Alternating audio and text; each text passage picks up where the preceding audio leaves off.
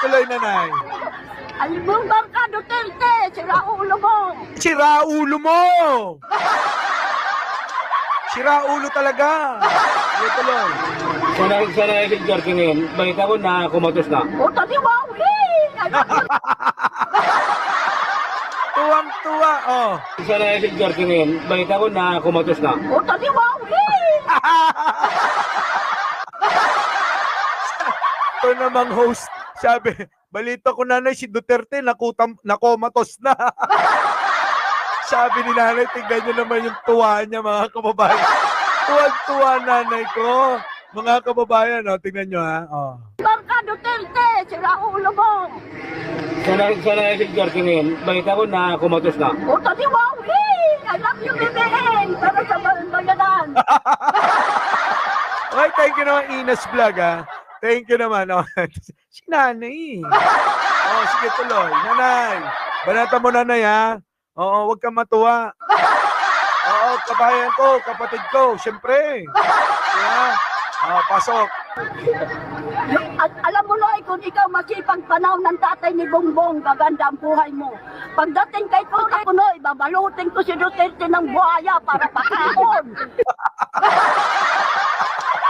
Totoo yun naman. Panahon naman ni Pangulong Senior, mga kababayan, kahit naman sa inyo riyan, magsasabing maayos, maganda't disiplinado ang taong bayan noon. At hindi pinapatay ang mga katulad nating mga mahihirap noon. Diba? Oh, ang pinapatay noon ni Pangulong Ferdinand Marcos Sr., yung mga drug lord. Oh, ang problema ngayon nung panahon ni Digong, yung mga drug lord, aba, binibaby ni Digong. Tama, mali, di ba? Oh, malupit. Baliktad ang ginawa ni Digong eh. Oh, di ba? Pasok nanay. Banata muli. Kadalag ko ang buhaya dito amon. Putang ina mo, Duterte, sira. Nanay! Iyo ko nanay. Ulitin mo nga. Ulitin mo nga. Gagalit nanay ko sa inyo. Grabe. Oh. Kung ikaw masipag panahon ng tatay ni Bongbong, gaganda ang buhay mo. Pagdating kay Noy, babalutin ko si Duterte ng buhaya para pakaon. Kadalag ko ang buhaya dito amon. Putang ina mo, Duterte, sira. Galit na galit si nanay, minura na si Digong. Ah. Ay, nako. Oo, grabe talaga si nanay. Nanay, banata mo pa. Bitin pa kayo? Ay, dali. Gusto nyo pa ba si nanay? Gusto nyo pa? Bakit press one naman? Oo, kung gusto nyo pa si nanay. Oo, ano? Oh, punta na tayo sa topic. O gusto nyo si nanay? Paki-comment naman dyan o paki-ano, press one. Press one. Sa mga gusto pa si nanay, oh. Ayos talaga si nanay. Isa pa nga nanay, gusto ko yun. Oo, babalik natin kay Digong yan, ha? O, ito na nanay. Kay Noy, babalutin ko si Duterte ng buhaya para pakaon. Kadalag ko ang buhaya dito amon. Putang ina mo, Duterte, sira ulo. Oh, bitin nanay, bitin. Bitin, isa pa nanay, ha? Oh. Duterte ng buhaya para pakaon. Kadalag ko ang buhaya dito amon. Putang ina mo, Duterte, sira ulo mo. Very good! Very good. Nanay. Oo, pinasaya mo ko nanay, ha? Okay. Isa pa, ha? Isa pa! Bakit gano'n na lang ang pagkagalit niyo po kay Duterte? Bakit? Ako. Bak dapat matanda siya, hindi niya minidya si Bongbong dahil maraming magagalit Marcos loyalist. Palibasa siya, kasabwat ng pagbintanan siya mo. Oo nga! Elray, thank you naman. Oo nga! Sabi ng nanay ko, kasabwat ka Digong ng pagbibenta ng sabo. Oh, Tapos binibintangan mo, adik si Presidente. Ito ang totoong maisog. Oy, Roque, pakinggan nyo nanay namin. Wala si Bronson dito. Wala. Nanay, banatan mo nga, isa pa. Matanda siya, hindi niya minidya si Bongbong dahil maraming magagalit Marcos loyalist. Palibasa siya, kasabwat ng pagbimbanan siya mo. Kung ikaw na, Di ba? Palibasa, ikaw digong, kasabwat ka daw. Na sabi ng nanay ko, kasabwat ka sa pagbibinta ng shabu. Alam nyo kayo lang may ganito. Walang sinabi. Wala yung maisog nyo. Si nanay lang ang katapat nyo. Diba? Anong sinabi ni Roque dito? Walang sinabi si Roque. Si Atty. Trixie na kaibigan ko, walang sinabi. Si Morales, walang sinabi. Sino ba? Si Maharlika, walang sinabi. Diba? Arnold Lopez, hanapin mo to, bigyan mo ng 3 jacket. Bigyan mo ng 3 jacket to, ha? Pag hindi mo nahanap yan, ha? Arnold Lopez, Diyos ko ka. Sige, tuloy natin, nanay, ha? Tuloy natin. Wala, dinaig lahat yung maiisog, ha?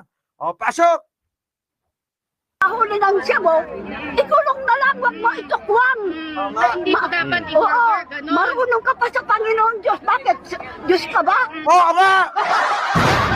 Bakit digong? Diyos ka ba? Totoo naman marunong ka pa sa Diyos.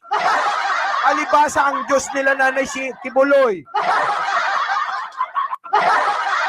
Palibasa ang Diyos nyo si Kibuloy. Anong 1 year? Lifetime, oo.